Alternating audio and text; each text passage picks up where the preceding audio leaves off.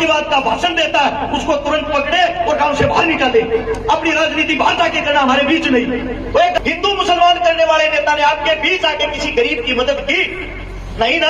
फिर अपने गांव के अंदर तुम सारे एकता बना लो, सर्व जाति के अंदर एकता बना लो। अगर कोई भी नेता आपके बीच आके जातिवाद की बात करता है, जातिवाद का भाषण देता है, उसको तुरंत पकड़े और गांव से बाहर निकाले। अपनी राजनीति बाहर जाके करना, हमारे बीच नहीं।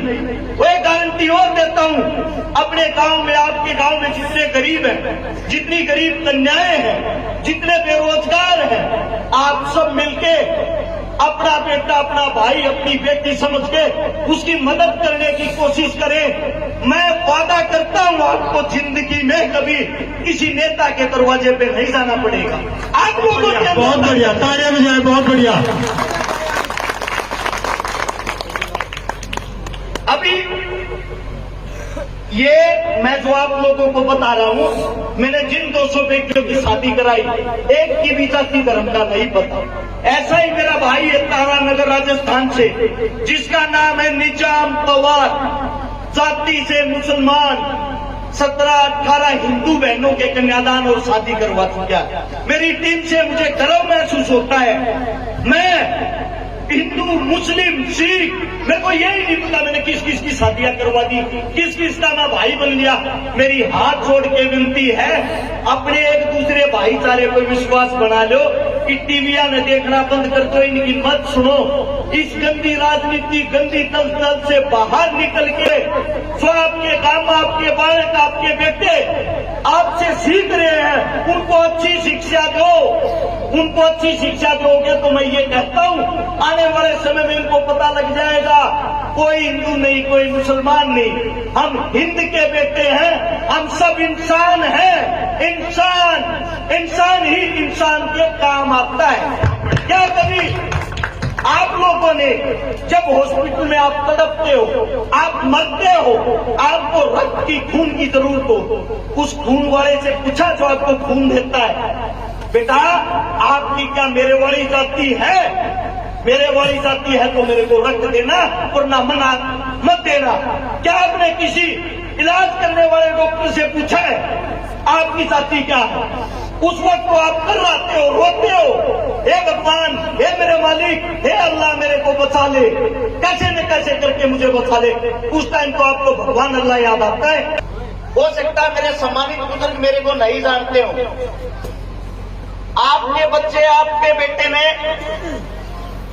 समाज सेवा करते हुए, यानी कि जवानी की अवस्था में आए हुए 11वां साल लगा, यानी कि 10 साल से घूमना फिरना शुरू किया। उस 10 साल के अंदर मैंने 200 गरीब बेटियों की शादी करवाई है।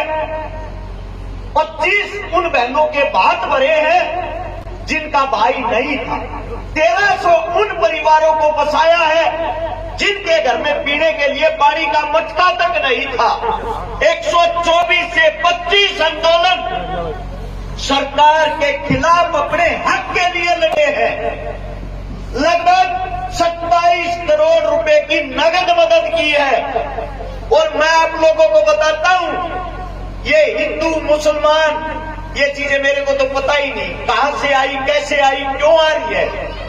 सरकारें आप लोगों का मूर्ख बनाती है, अपना वोट बैंक बनाती है। आपके क्या आज तक कोई हिंदू मुसलमान करने वाला काम आया? आज तक क्या किसी एक भी नेता ने आपके बीच आके, हिंदू मुसलमान करने वाले नेता ने आपके बीच आके किसी गरीब की मदद की? नहीं ना।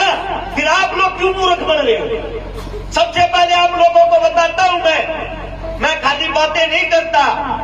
जो मेरे साथ में मेरा भाई खड़ा दानी, ये जो मदद में आप लोगों को गिनवा रहा हूं, उस हर एक मदद में पिछले 5 साल से ये मेरा भाई मेरे साथ है। सबसे पहले पुलवामा जो हमला हुआ था, उसके दौरान शहीदों की याद में हमने कुश्ती दंगल करवाया था, जिसमें विश्व के बाहर देश के भी पहलवान आए थे। उसमें मेरा भाई मेरे साथ था। रही मददों की बात, बहन बेटियों की बात, गोवाना के पास 2 गरीब हमारी मुसलमान समाज की बहनें ना तो उनका भाई था ना पिता था।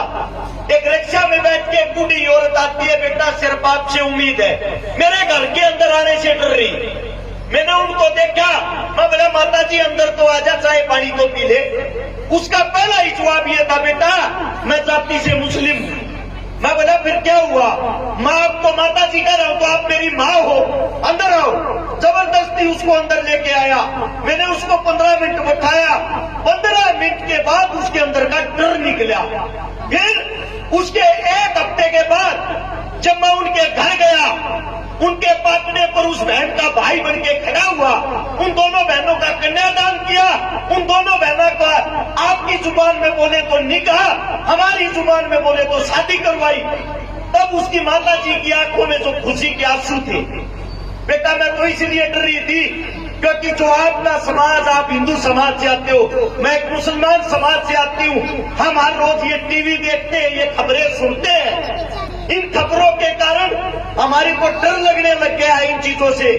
सच्चाई तो ये है, हिंद के दो बेटे, हिंदू और मुसलमान, सबसे ताकतवर बेटे हैं, लेकिन मूर्ख वे हैं जो अपने आप को एक दूसरे का दुश्मन समझते हैं। मैं गारंटी देता हूं, आप किसी नेता का भाषण मत सुनो, आप टीवी मत देखो। अगर कहीं भी हिंदू मुसलमानों के बीच झगड़ा हो, मैं ये कहता हूं सरेआम चौक के बीच मेरे को झूठ मारना आके, कहीं भी कोई भी लड़ाई नहीं है।